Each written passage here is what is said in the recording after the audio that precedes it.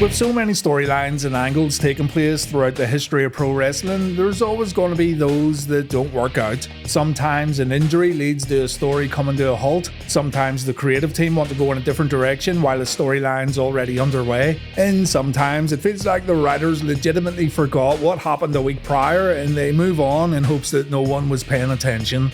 Whatever the case, let's look at pro wrestling storylines that either ended abruptly, didn't have a conclusion, or featured moments that got scrapped in hopes that fans would forget.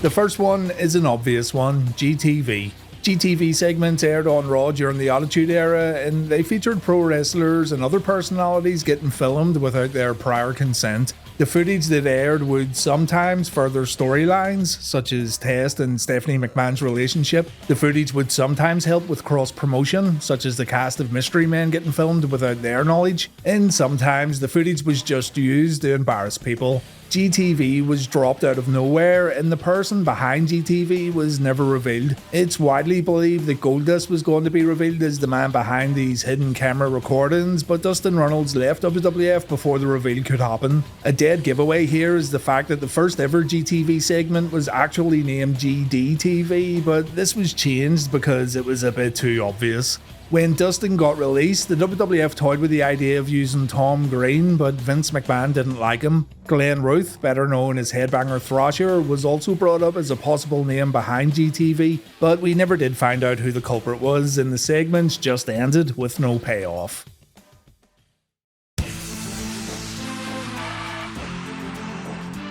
In November 2003, Booker T was in the locker room getting ready for an upcoming match. Someone sent Booker an envelope that Heidenreich handed over to the 5-time WCW champion. Booker opened up the envelope, a note was inside that said, "I still remember." And the WWE were hoping that you wouldn't remember this little backstage segment because it was totally forgotten about the following week.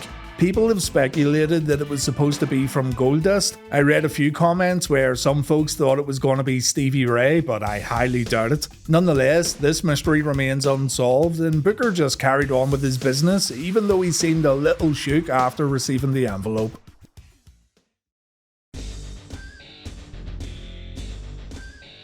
The WCW wide Hummer. I'm going to talk about this a little more in a future video, but in short, we never found out exactly who it was driving the Hummer that hit Kevin Nash. At first, it seemed like a done deal. Nash was feuding with Randy Savage, and the first Hummer incident took place just before Great American Bash 99. Big Kev thought it could have been Sting, seeing as Sting was seen in a Hummer during a backstage brawl with Rick Steiner, a black Hummer may I add. But at the Great American Bash 99, Sid Vicious made his return to WCW to help Randy Savage, and even the commentary team put two and two together here to conclude that Sid was the man behind the wheel.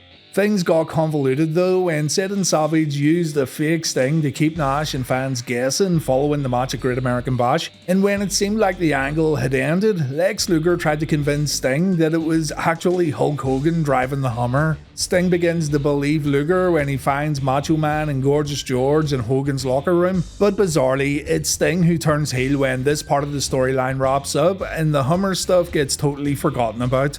Then, during the Russo era, the Hummer was brought back when Hogan stopped Bischoff from running him over, and get this, Hogan then drives the Hummer into a dumpster containing one Billy Kidman.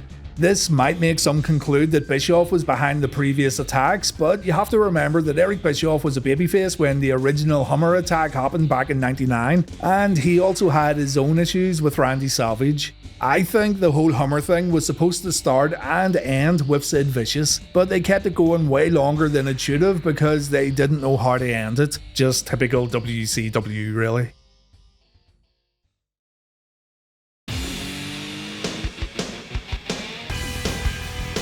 Speaking of Lex Luger, there was one brief moment on Nitro where fans could see Lex and Miss Elizabeth standing at a podium. Lex was wearing a suit and he was just about to give a speech, but then the cameras got cut off and we didn't hear a single word from the total package. This was also completely forgotten about, and I'm sure many of you also forgot that this happened. This was also months before the reborn Lex Luger stuff. Lex even showed up afterwards to help out his buddy Sting as if nothing had happened. So the whole purpose of this little moment at the podium still remains a complete mystery.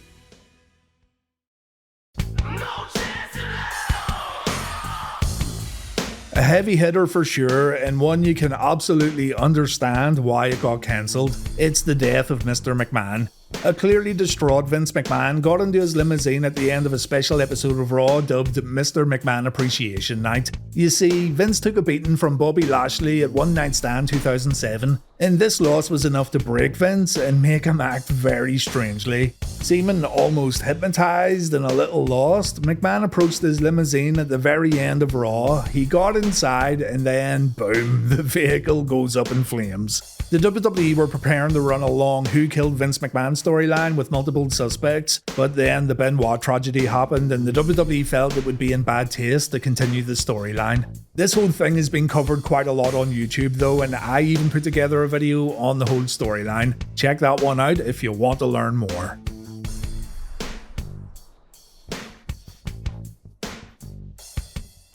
Here's another one involving the McMahon family, Shane McMahon's lockbox. Shane returned to WWE on the February 22nd, 2016 episode of Raw, just when his sister Stephanie was about to receive the Vincent J. McMahon Legacy of Excellence Award. Yeah, I know, very prestigious. And Shane came back for one thing: he wanted to take control of Monday Night Raw. This leads to Vince booking Shane in a match against The Undertaker. If Shane wins, then he'll get his wish and he'll take over the WWE's flagship Monday Night Wrestling show. If he loses, then Shane has to hand over a lockbox that contains what we assume some dark secret about Vince McMahon that his son's been using for leverage. With everything that's happening with McMahon recently, I'm sure many of you have the same thoughts as what I do when watching this back. I mean, dark secrets, like, come on. But in the end, we never found out exactly what it was in Shane's lockbox because The Undertaker defeated Shane-O at WrestleMania and the contents of said lockbox were completely forgotten about. It was speculated that the whole idea of the lockbox was never meant to be part of the storyline. Vince McMahon apparently ad-libbed the whole thing because he forgot his lines mid-promo, but really, when you think about it, Shane did lose the match and therefore whatever was in that box was kept under lock and key as it should. The storyline really played out as promised. That being said, this is pro wrestling, and these kind of mysteries that cause wild speculation usually get solved no matter what. Quick side note, and this is just my take. Vince saying lockbox could have been a figure of speech, and he didn't actually mean Shane held a physical lockbox with something sinister hidden inside. But it is way more fun to think about Shane having this one item that could ruin Vince forever. Turned out though, Shane didn't have to do anything.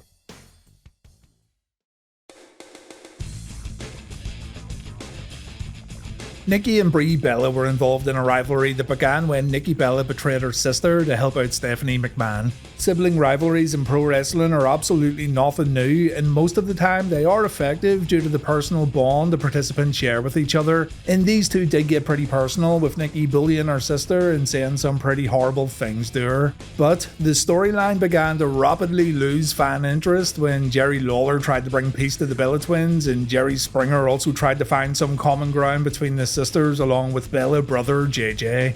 Nikki would beat her sister at Hell in a Cell 2014, meaning Brie would become Nikki's servant. Most fans began switching the channel when Nikki made her sister do some downright mean things, such as make her smoothies and serve her tea. And then Brie just randomly decided that her sister was right all along, and the Bellas reunited like nothing had happened.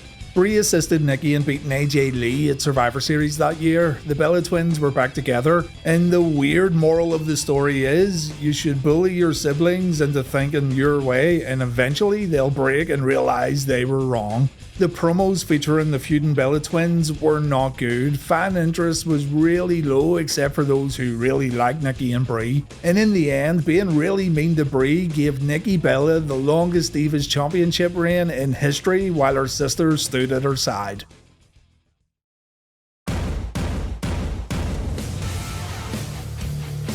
Hideo Itami, better known as Kenta, was scheduled to face Tyler Breeze and Finn Balor in a match to determine the number one contender for the NXT Championship. The match was booked for NXT TakeOver Unstoppable on May 20th, 2015, but before the bout could take place, Itami suffered a legitimate shoulder injury that was going to keep him off TV for around 6 months. To explain Itami's absence, he was attacked in the Full Sail parking lot before Unstoppable went on the air, and fans never did get to see who the attacker was. The Revival were on the scene checking on Hideo. Kevin Owens walked past while saying this is all a terrible shame. And in the end, Tyler Breeze and Finn Balor had a one-on-one match that Balor won. People have went for the obvious choice and said it was Kevin Owens. Others speculated it was Finn Balor or Tyler Breeze. Some even thought it could have been Samoa Joe, who made his NXT debut later that evening. But I think this one never got resolved because Hideo Itami ended up on the bench much longer than originally thought, and the whole thing just got scrapped.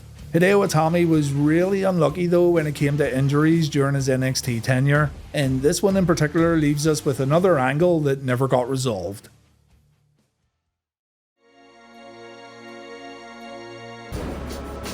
Kane vs Kane, my god. The masked version of Kane came back to haunt the real Kane, which, may I add, isn't a terrible idea when you think about it. I mean, the Kane character definitely leans into the more paranormal side of pro wrestling, with his ability to set fire to people just by raising his arms, his ability to shoot fireballs from his hands, all that stuff. The idea of Kane's past coming back as a real living, breathing entity could have worked, but you really need to take extra care when doing something that's so out there and so out of the box. It's either going to be really good or it's going to be absolutely terrible. And unfortunately, the execution of this particular storyline was absolutely terrible. Luke Gallows played the role of the imposter Kane, and look at the state of this Kane attire during the character's debut. I mean, it's one of the easiest things to get right, and thankfully they did get it right eventually. But right here, it looks like a bad Halloween outfit that you'd find on Amazon. You know, first impressions are important. This whole idea was thrown in the bin after only a few weeks. The imposter Kane defeated the real Kane at Vengeance, but then the next night, the imposter got his mask removed by the real Kane while getting thrown out of the arena. And then, nothing. It was never mentioned again. There were reports floating around about the original direction this storyline was supposed to take, and it's fascinating for sure. Apparently, Glenn Jacobs was considering retirement, and the WWE wanted to keep the Kane character alive on their TV shows. Glenn was also going to be off TV either way, seeing as he was about to promote his movie See No Evil around Europe. So, reportedly, the idea was that the imposter Kane was actually going to get revealed as the real Kane, while Glenn Jacobs was actually the fake. The story goes that Glenn kidnapped the real Kane and he assumed his identity, and the real Kane would come back, beat Glenn at Vengeance, and take over as the rightful and real Big Red Machine of WWE.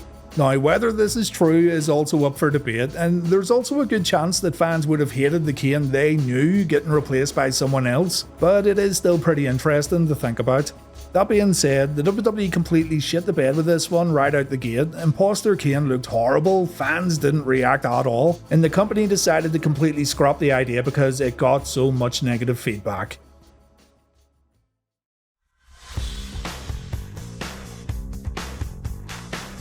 Similar to Hideo Itami during his days in NXT, WWE superstar Edge was attacked backstage at No Way Out 2003, and just like Hideo, this was due to a legitimate injury that was going to keep the future rated R superstar off TV for an extended period of time.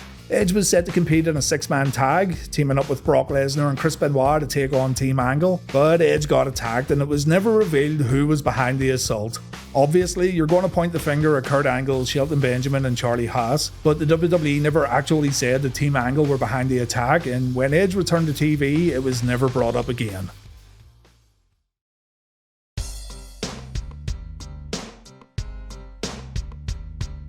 Here's another one from World Championship Wrestling. Before the Owen Hart tragedy at WWF Over the Edge 99, Kevin Nash went on The Tonight Show with Jay Leno to challenge Bret Hart to a special match. Both Bret and Nash were to put up $250,000 each in prize money, and the match itself was scheduled to take place not on Nitro, not on pay-per-view, not even on Thunder. No, the match was actually going to take place on the Jay Leno show.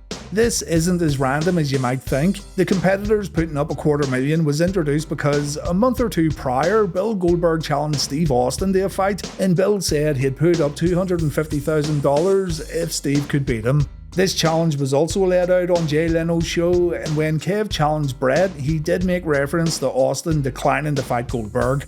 Owen passed away before the match could take place, and Bret took time away from TV to mourn the loss of his brother. Nash vs. Bret on The Tonight Show didn't happen, so WCW had to change direction.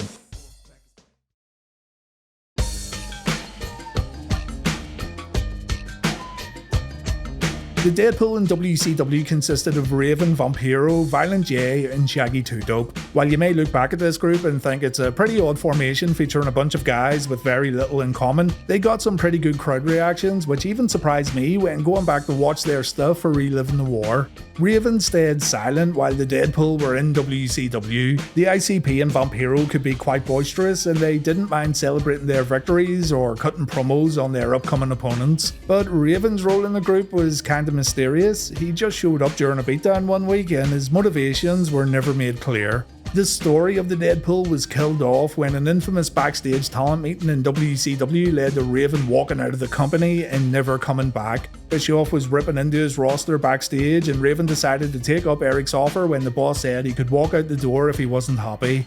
With Raven gone, the Deadpool eventually became the Dark Carnival, and while the Dark Carnival was very similar to the Deadpool, it didn't have the same element of mystery when Raven left.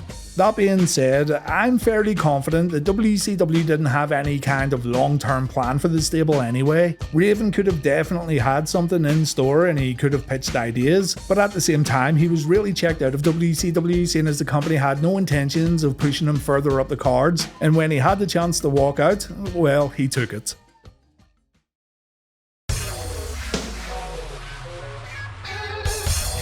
The WWF version of the NWO, I thought, started off pretty well. The company decided to keep things simple with the original Founding Fathers coming in to cause chaos on WWF's top babyfaces. But things went in a different direction when Hulk Hogan was turned babyface and Scott Hall continued to struggle with his personal demons.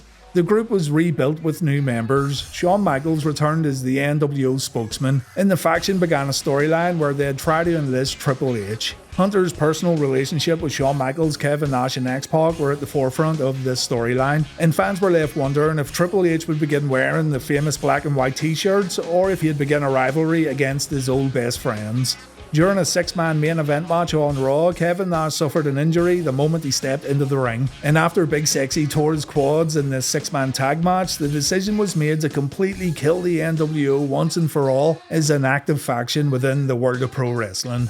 Vince McMahon came out the following week while the NWO's entrance music played in the arena. McMahon then announced that this was the last time fans would ever hear the famous theme music because the NWO were now gone forever, so the whole Triple H NWO angle was dropped and instead a rivalry began between the Game and Shawn Michaels. At the time, I was annoyed that the NWO didn't work out in WWE, but looking back now, I can see it was probably for the best. It's one of those things that was probably never meant to be, but it was still pretty cool seeing Nash, Hall and Hogan show up to WWF television while representing the groundbreaking faction.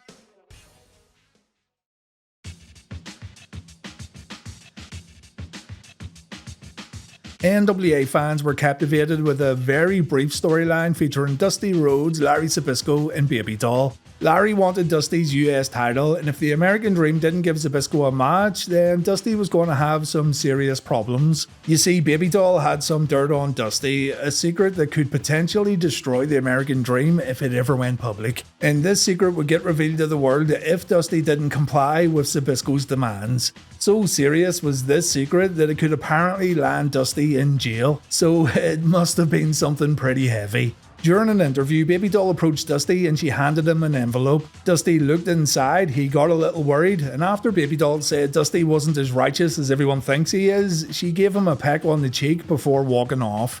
Weeks later, Baby Doll got released and the contents of the envelope were never revealed. Larry Zbyszko said Baby Doll was supposed to give Dusty a passionate kiss, not a peck on the cheek, and because she didn't comply, she got fired. However, I don't believe this, seeing as she was still on TV for 2 months after the kiss happened. Baby Doll said she was fired from Jim Crockett Promotions because her husband, Sam Houston, was hired by WWF, and the folks running JCP thought it was a conflict of interest. Baby Doll said on the WSI YouTube channel that she still has the envelope and she knows what's inside. She teased a few theories and a few ideas of what was inside that elusive envelope. It could be a sneak peek of the portfolio Baby Doll built around Dusty's bad deeds during the time she served as his valet. It could be images of Dusty going to a hotel room to visit an unknown woman. The only person who knows is Baby Doll, and whether you believe her or not is completely up to you.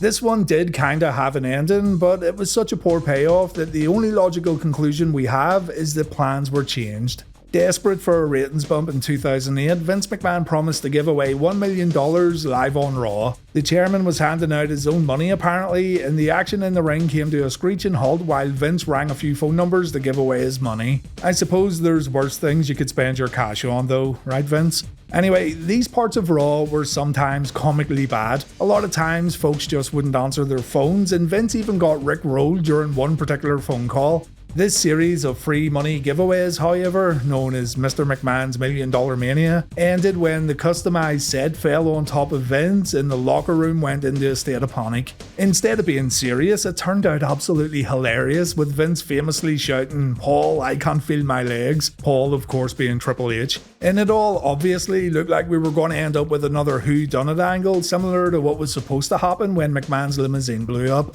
In the end though, fans didn't find out who brought the $1 Million Mania set crashing down on Vince. Shane and Stephanie were unhappy with the lack of unity after the accident and the unruly nature the WWE had went in since Vince disappeared, and so it all ended with Mike Adamle being named the new Raw GM in an effort to restore harmony to WWE Raw. For a storyline featuring the attempted murder of Vince McMahon, the payoff was incredibly weak. You therefore come to the conclusion that more was supposed to come of all this, but in the end, well, nothing really happened. Fans didn't find out why the set fell down or who was responsible. It was kinda brushed off as nothing more than a freak accident. Mike Adamle was not well received as the Raw GM, and when you consider that Vince McMahon spent more money on $1 Million Mania than what he did when purchasing WCW, then you can see why this was a catastrophic flop that did nothing to increase WWE's viewership. Again, this is something I'm going to cover a bit more in the future, so look out for that video very soon.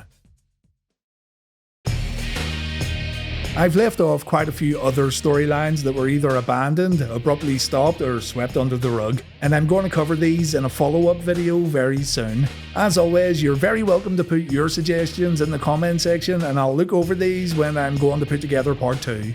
It's important though to remember that essentially shit happens. If everything was perfect in the world of wrestling storylines, then things would also get pretty boring after a while. Plans changing, ideas getting reworked, new ideas replacing old ones. All these things make the creative side of wrestling a bit more interesting, and it also gives us things to ponder over and things to talk about. I do hope you enjoyed this video though, and thank you very much for watching. Please take care.